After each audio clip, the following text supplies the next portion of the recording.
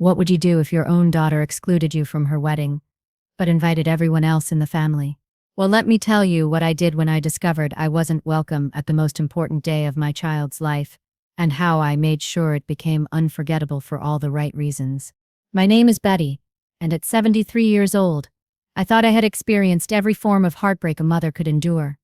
I was wrong. The deepest wound came not from a stranger or even an enemy, but from the daughter I had carried for 9 months, raised for 26 years, and loved unconditionally through every triumph and mistake of her life. But here's what she didn't count on when she tried to erase me from her perfect day.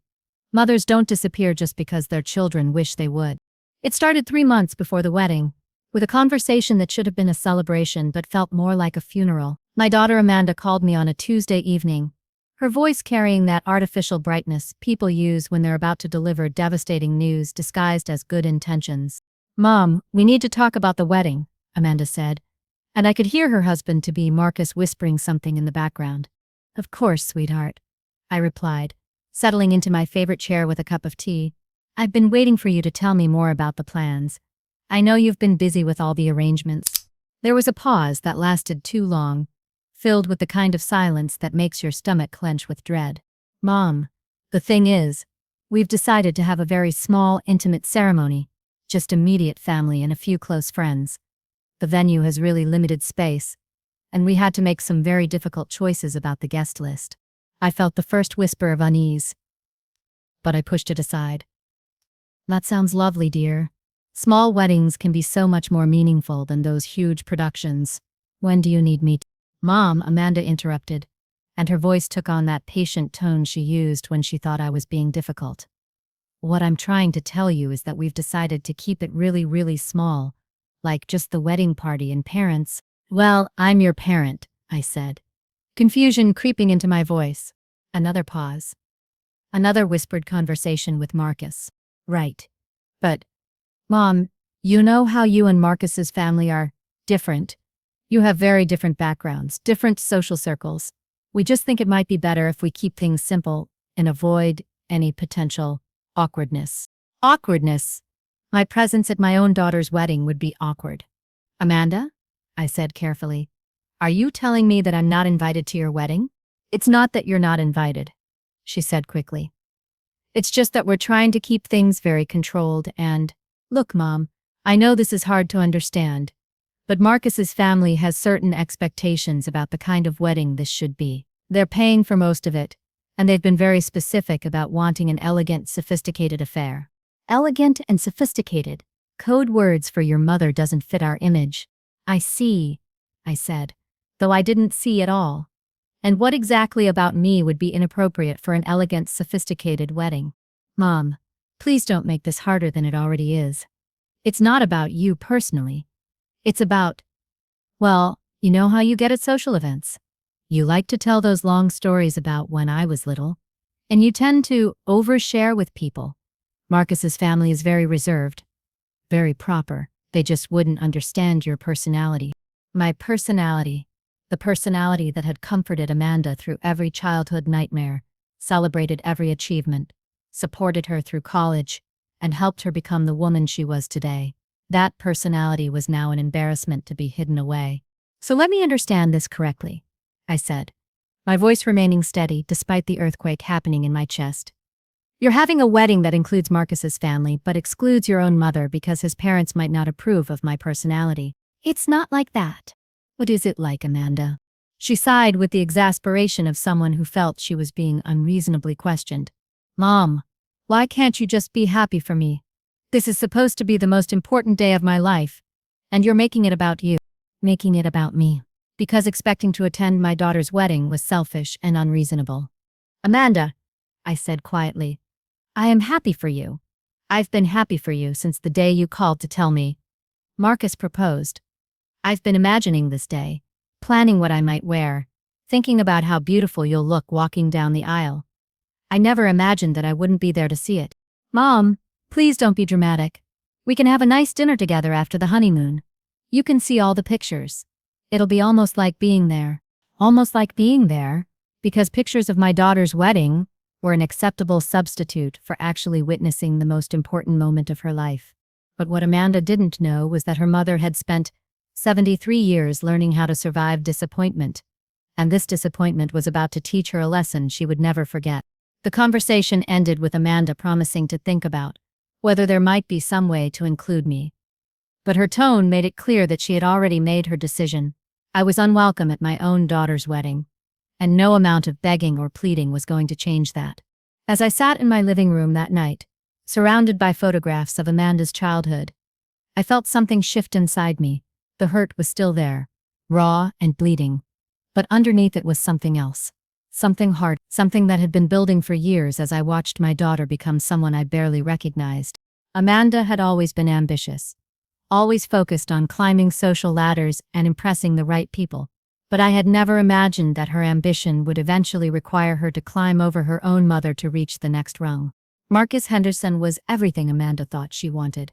Rich, connected, from a prominent family that owned half the businesses in our town. His parents, Richard and Eleanor Henderson, were the kind of people who considered themselves aristocracy, in a place where the closest thing to royalty was having your name on a hospital wing. And apparently, having a working-class mother who used to wait tables to put her daughter through college didn't fit their image of what their new daughter-in-law's family should look like.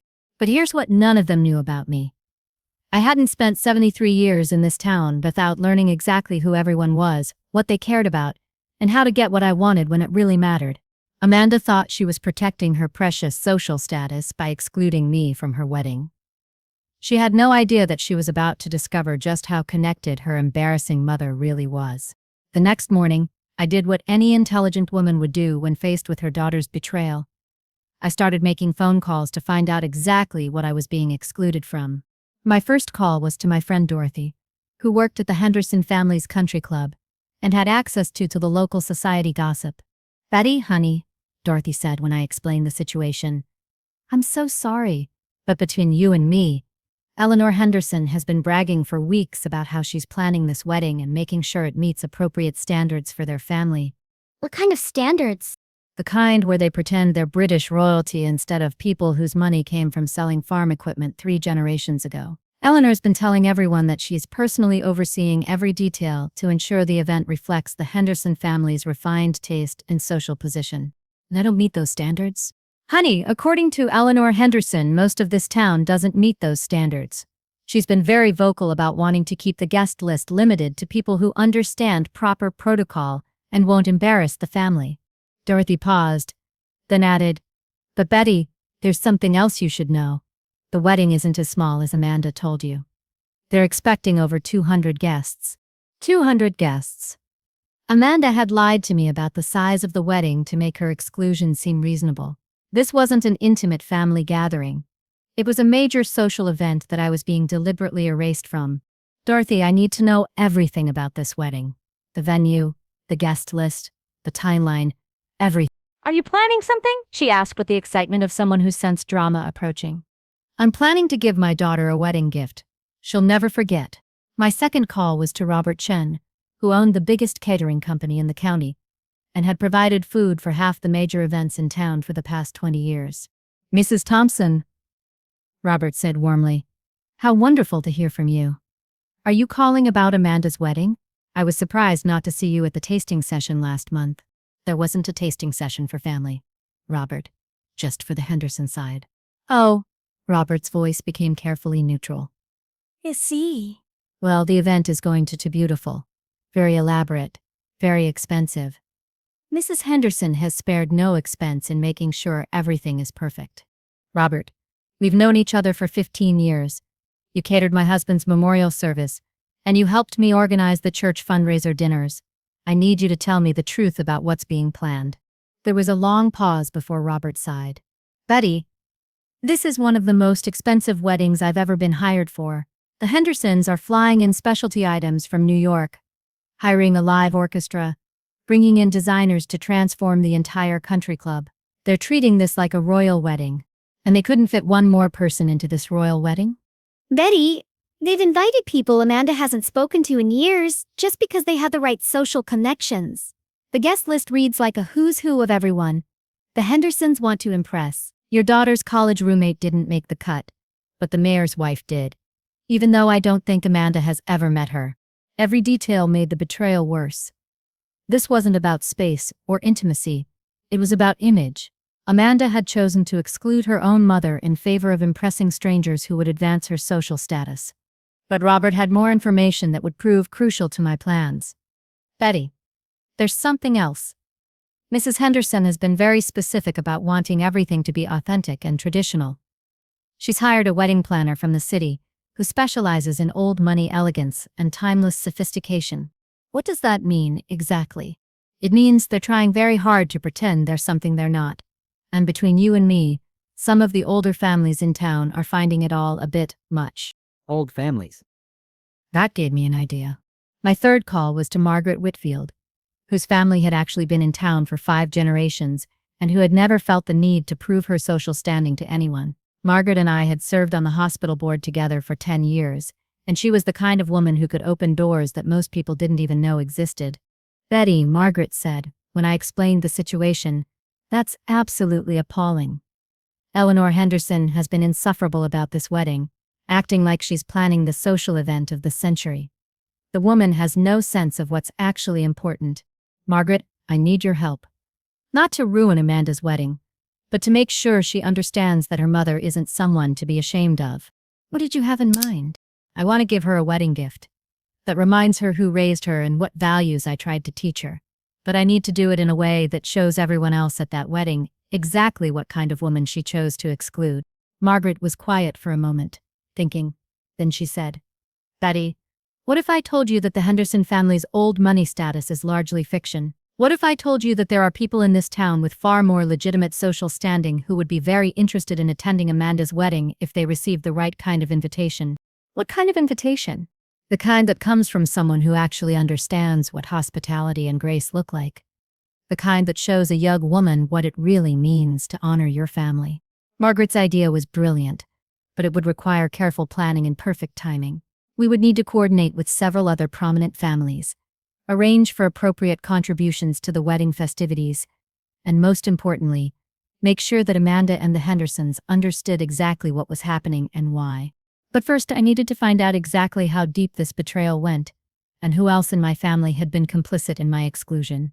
The answer would break my heart even more than Amanda's rejection had. Thursday afternoon brought a revelation that shattered what remained of my faith and my family's love. My son Michael called, ostensibly to check on how I was doing, but I quickly realized he had an agenda that had nothing to do with my well-being. Mom, Amanda told me about the wedding situation, he said, his voice carrying that careful tone people use when they're about to justify something they know is wrong. Did she? I replied, waiting to see exactly what version of events Amanda had shared with her brother. Yeah, and I have to say, I think you're being a little unreasonable about the whole thing. Amanda's trying to plan her dream wedding, and you're making it about you. Making it about me. The same phrase Amanda had used. Michael, in what way is expecting to attend my daughter's wedding unreasonable? Mom, come on. You know how you get at these fancy events. Remember Sarah's engagement party? You spent the whole night telling embarrassing stories about when Sarah was little, and at Tom's graduation, you cried during his speech and made a scene. Every example he cited was a moment when I had expressed love, pride, or emotion for my children. These were now being reframed as embarrassing social failures that justified my exclusion from family events. Michael, are you saying that I shouldn't attend Amanda's wedding because I love her too much? I'm saying that maybe sometimes love means stepping back and letting your kids have their moment without making it about your feelings. But Michael wasn't finished revealing the depth of the conspiracy. Besides, Mom, it's not like you're missing much.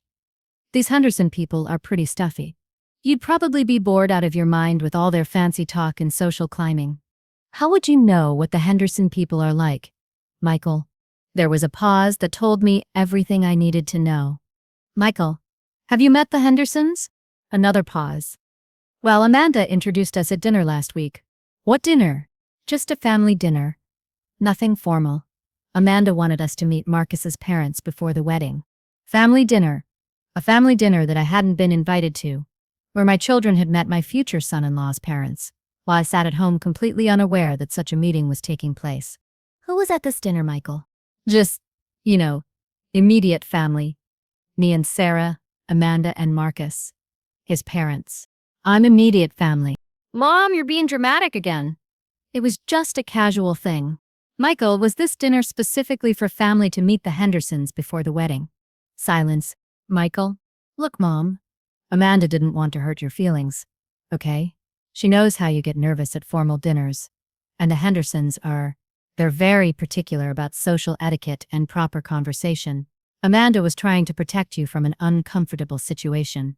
Protect me. They had protected me from meeting my daughter's future in-laws by excluding me from the family dinner designed for exactly that purpose. Michael, let me make sure I understand this correctly.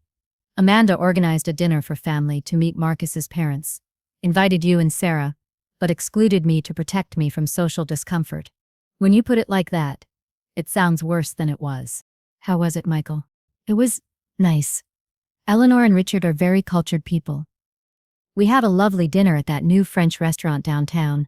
They told us about their travels, their business interests, their plans for the wedding. It was very civilized. Civilized. Unlike what it would have been with me there. And what did you and Sarah tell them about our family? Another telling pause. We told them about our careers, our accomplishments. Sarah talked about her work at the law firm, and I talked about the marketing agency. Normal stuff. Did you mention that your mother raised 3 children while working double shifts at a diner to put you through college? Mom, that's not the kind of thing that comes up in casual conversation. Did you mention that I spent 20 years volunteering at the hospital, serving on boards, organizing fundraisers? Mom, please don't make this into something it wasn't. But it was exactly what I thought it was. My children had been given the opportunity to introduce me to Amanda's future in-laws, and instead they had chosen to erase me from the family history entirely. They had presented themselves as successful professionals, while carefully omitting any mention of the mother who had sacrificed to make their success possible. Michael, did Amanda ask you not to mention me during this dinner? She wanted us to make a good impression. She wanted them to see that our family was compatible with theirs. Compatible. I was incompatible with my own daughter's new family, but the most devastating revelation was still coming. Michael, did Eleanor Henderson say anything about me specifically? What do you mean? Did she ask about Amanda's family? Did she wonder why Amanda's mother wasn't at this family dinner? Well, Michael's reluctance to answer told me everything I needed to know. What did she say, Michael? She did ask where you were. And Amanda told her that you weren't feeling well. Amanda told them I was sick. She said you'd been having some health issues lately and weren't up to social events. Health issues. Amanda had lied to her future in-laws about my health to explain my absence from the family dinner, creating a narrative that would justify excluding me from the wedding as well. What else did Amanda tell them about my supposed health issues? Mom, I don't think you really want to know. Michael, tell me exactly what my daughter said about me to these people. He sighed with the resignation of someone who knew he was about to deliver devastating news. She said you'd been having some memory problems lately. Nothing serious, just occasional confusion about names and dates. And she said you'd been getting easily overwhelmed by social situations, sometimes saying inappropriate things or getting emotional at the wrong times. Memory problems. Inappropriate behavior. Emotional instability. Amanda had painted a picture of me as a declining elderly woman who could no longer be trusted in social situations. She had created a fictional version of my mental state to justify excluding me from her wedding, and had convinced my other children to support this fiction. Michael, do you believe that I have memory problems and inappropriate social behavior? Mom, I don't know. You have been different lately. More emotional, more sensitive. And you do sometimes tell those long stories that make people uncomfortable. Different. More emotional. Because grieving my husband's death and feeling hurt by my children's treatment made me mentally unstable. Michael, have you told anyone else that I'm having memory problems? I might have mentioned it to a few people, just to explain why you haven't been coming to family events lately. Family events. There had been other family events that I hadn't been invited to, and my son had been telling people that my absence was due to mental decline rather than deliberate exclusion. As I hung up the phone, I realized that the conspiracy was far more extensive than I had imagined. My children hadn't just excluded me from Amanda's wedding, they had been systematically erasing me from family life while spreading false stories about my mental state to justify my absence. They thought they were managing me, protecting their social standing by distancing themselves from their embarrassing mother. But what they had actually done was give me the motivation I needed to remind them exactly who they were dealing with. Because while they were busy creating fiction about my declining mental state, I was planning a demonstration of just how sharp, connected, and powerful this supposedly confused old woman really was. Friday morning brought the phone call that would change everything. Margaret Whitfield had been busy making calls of her own, and the response had been better than either of us had dared to hope. "Betty," Margaret said, barely containing her excitement, "I've spoken to 6 of the most mormont families in town, and they're all appalled by what Amanda and the Hendersons have done. More importantly, they're all interested in making a statement about what real class and dignity look like." "What kind of statement?" "The kind that shows a young woman what it means to honor your family instead of being ashamed of them. Betty, these families want to give Amanda a wedding gift that she'll never forget. A lesson in what true social standing actually requires." Margaret had spoken to the Thorntons, whose family had founded the hospital where I had volunteered for 20 years. She had talked to the Carlyles, who owned the largest construction company in the county and had employed dozens of local families for 3 generations. She had reached out to the Washingtons, the only African-American family among the town's old money, who had built their fortune in manufacturing and had always been leaders in social justice. Each family had the same reaction: disgust at Amanda's treatment of me, and a desire to demonstrate what real family values looked like. "What are they proposing?" I asked. "A surprise contribution to Amanda's wedding that will overshadow anything the Hendersons have planned. But more importantly, public demonstration of respect for you that will make it impossible for anyone at that wedding to ignore your absence or misunderstand why you're not there." The plan Margaret outlined was elegant, powerful, and perfectly calibrated to achieve maximum impact with minimum cruelty. We weren't going to ruin Amanda's wedding. We were going to make it infinitely more meaningful than anything the Hendersons had imagined. But first, we needed one more ally, someone with the social connections and financial resources to ensure our plan would work perfectly. "Margaret, do you think Catherine Morrison would be interested in joining our little alliance?" Catherine Morrison was the wealthiest woman in town, a widow whose late husband had built a business empire that now supported half the local economy. She was also someone I had worked with extensively on charity projects, and she had never forgotten that I was the person who had organized the fundraiser that saved the children's wing of the hospital when city funding fell through. "Betty, I was hoping you'd suggest Catherine. I think she would be very interested in this project." Margaret was right. When we called Catherine and explained the situation, her response was immediate and decisive. "This is absolutely unacceptable," Catherine said with the authority of someone accustomed to solving problems efficiently.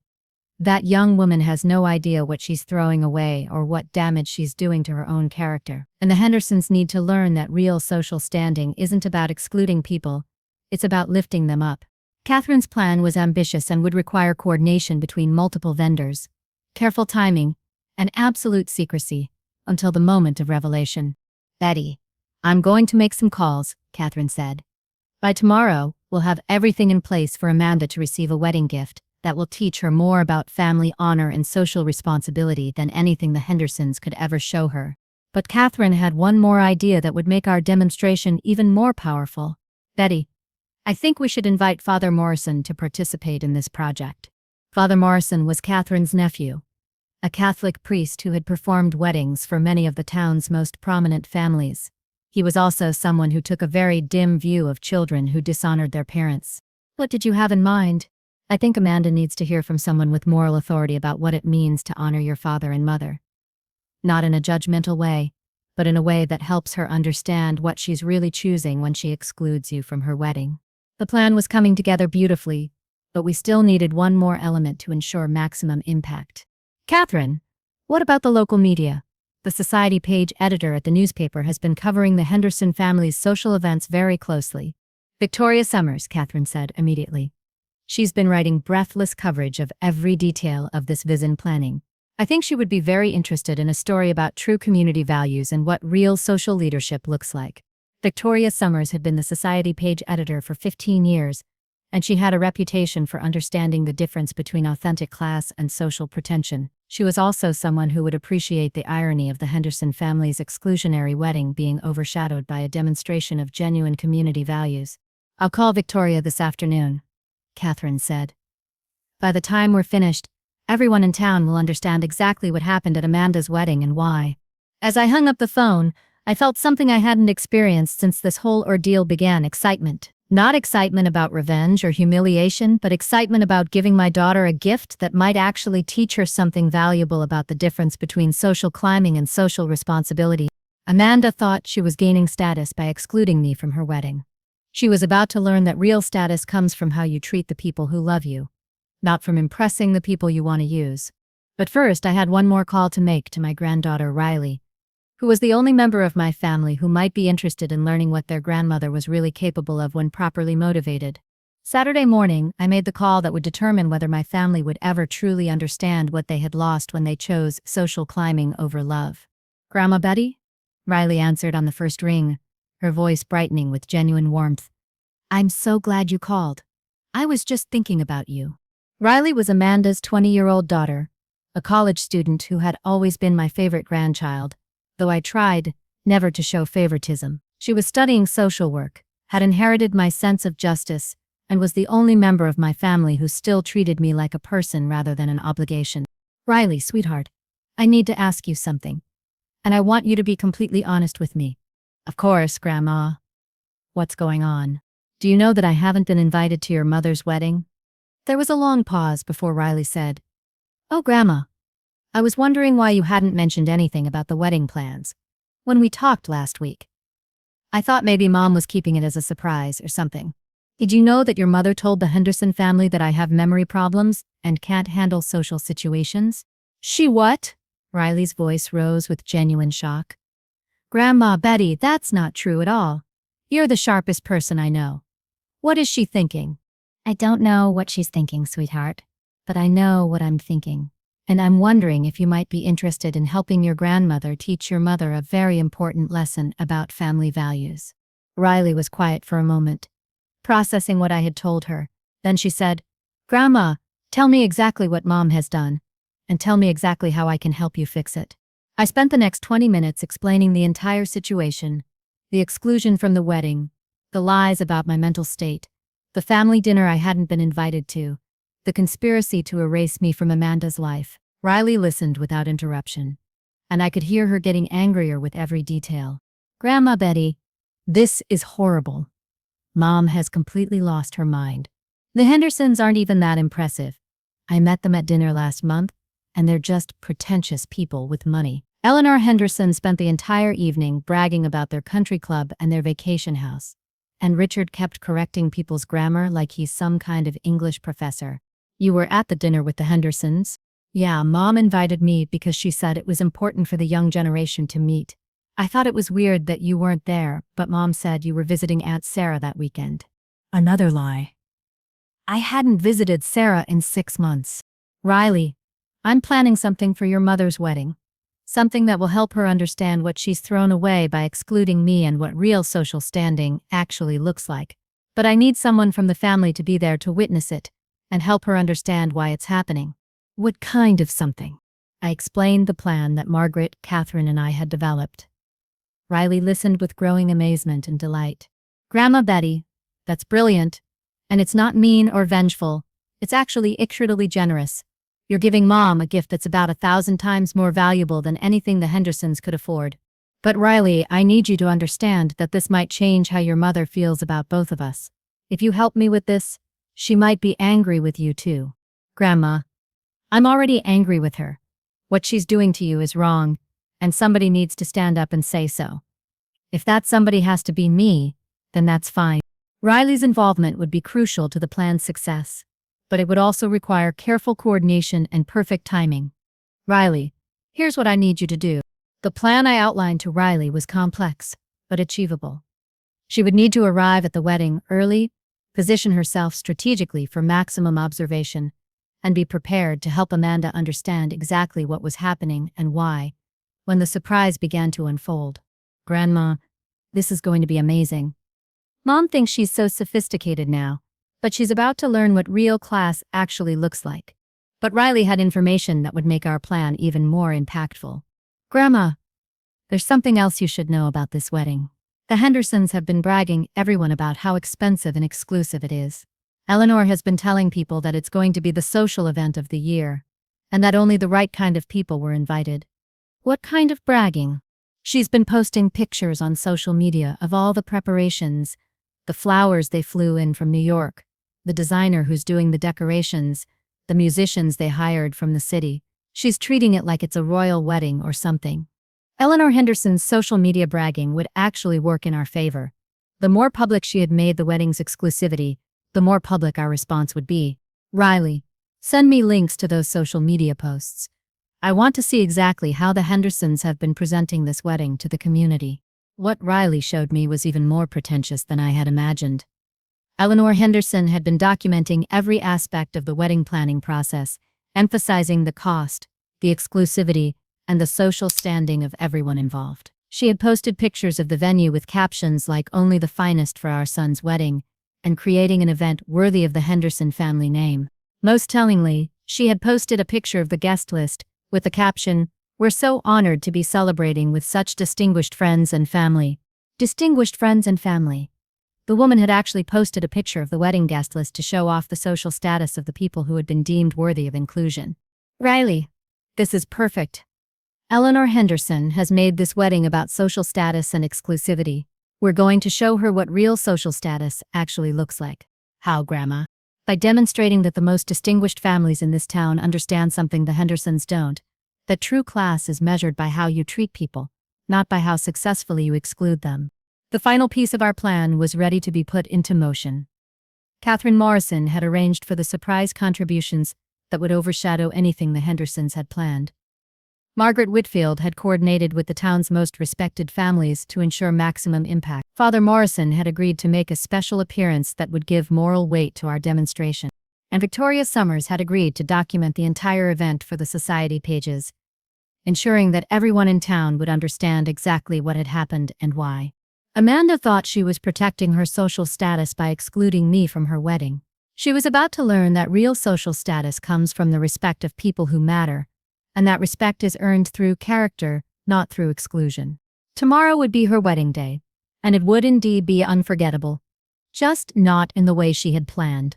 The morning of Amanda's wedding dawned clear and beautiful, the kind of perfect October day that makes everything seem possible. As I got dressed in my finest outfit, an elegant navy blue dress that I had been saving for special occasions, I felt a mixture of sadness and anticipation that surprised me with its intensity.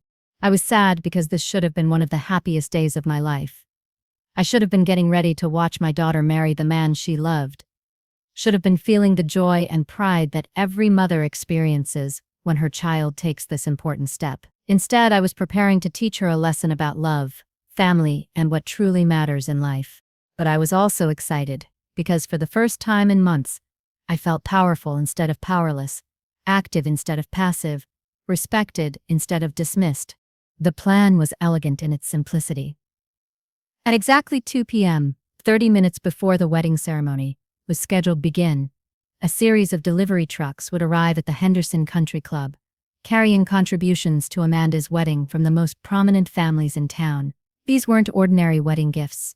They were grand gestures that would transform the event from the Henderson family's social showcase into something far more meaningful.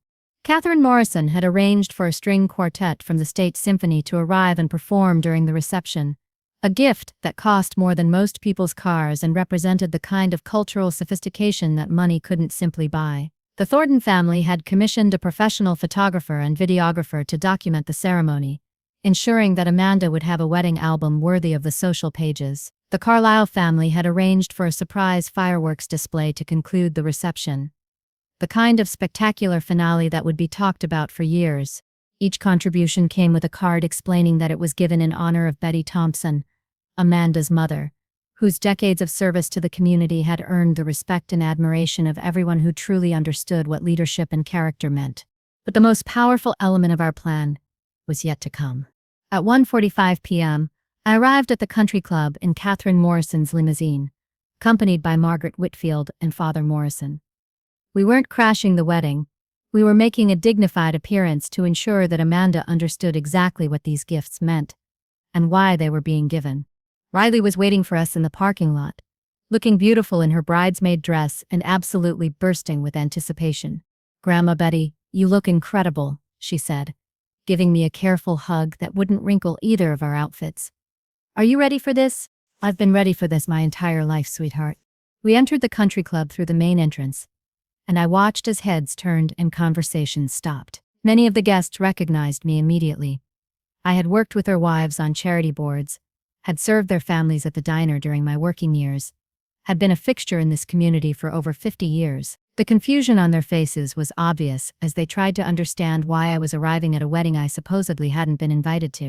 Eleanor Henderson spotted us immediately and rushed over with the kind of forced smile people wear when they're about to deal with an unexpected crisis. "Mrs. Thompson," she said with strained politeness. "What a surprise to see you here. I wasn't aware you were planning to attend." "Mrs. Henderson," I replied with perfect calm, "I'm here to witness the generous gifts that several prominent families have decided to give Amanda in honor of her special day." I thought she might want to understand why these families chose to contribute to her wedding. Eleanor's face went through several interesting color changes as she tried to process this information. "Gifts? What gifts?" As if on cue, the first delivery truck pulled up outside, followed by a second, then a third. The string quartet began unloading their instruments. The professional photography crew started setting up equipment, and the fireworks technicians began coordinating with country club staff about the evening display. Amanda appeared at Eleanor's shoulder, looking radiant in her wedding dress, but increasingly confused as she watched the activity outside. "Mom, what's going on?" she asked Eleanor, then noticed me standing there. "Grandma Maddie, what are you doing here?" "Hello, Amanda," I said gently. "You look absolutely beautiful. Your dress is perfect. But I thought you weren't supposed to be here." "I'm not here as a guest, sweetheart. I'm here to make sure you understand what these wedding gifts mean and who they're really from." Father Morrison stepped forward with the kind of presence that commanded immediate attention. "Amanda," he said in his warm but authoritative voice, "these gifts are being given to you by families who have known your grandmother for decades. They want you to understand something important about the woman you chose to exclude from your wedding." The first gift presentation began as Catherine Morrison approached Amanda with a beautifully wrapped envelope.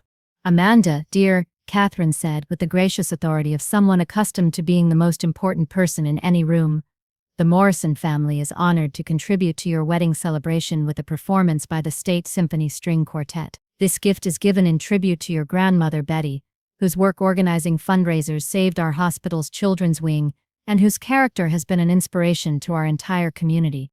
Amanda's mouth fell open as she stared at the envelope containing a gift worth more than her parents had spent on the entire wedding. Margaret Whitfield was next, presenting a leather portfolio to Amanda with the same formal dignity. "The Whitfield family is pleased to provide professional photography and videography services for your wedding, Amanda. This gift honors Betty Thompson, whose decades of volunteer service have touched every family in this town, and whose absence from this celebration diminishes us all." One by one, representatives from 6 different families presented gifts to Amanda, each one explaining that their contribution was made in honor of me and my service to the community.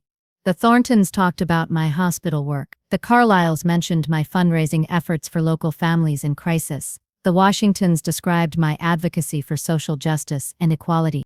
Each presentation was accompanied by specific examples of how I had helped their families or their causes, creating a portrait of community involvement and leadership that made Eleanor Henderson's social climbing look petty and meaningless by comparison. Amanda stood there in her wedding dress, holding gift after gift worth more than anything the Henderson family could have provided, while family after family explained that these gifts were tributes to the woman she had been too embarrassed to invite to her own wedding.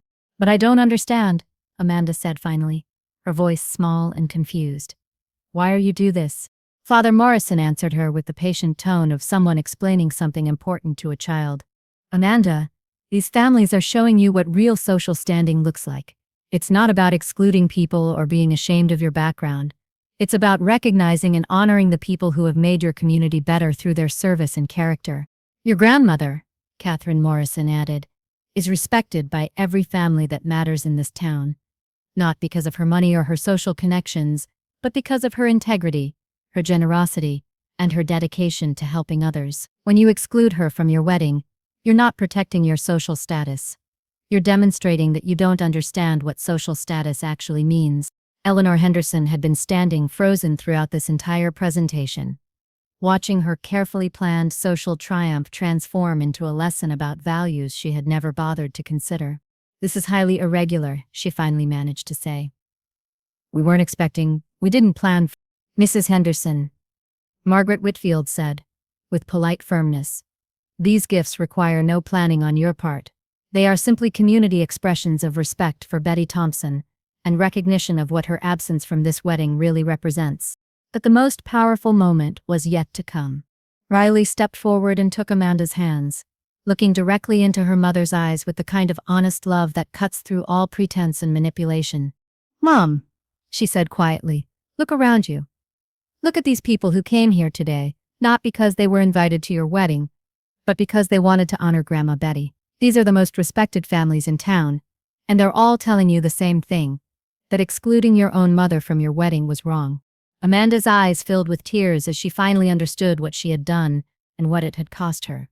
"Mom, Grandma Betty didn't come here to ruin your wedding or embarrass you. She came here to give you gifts that show how much people respect her and love her.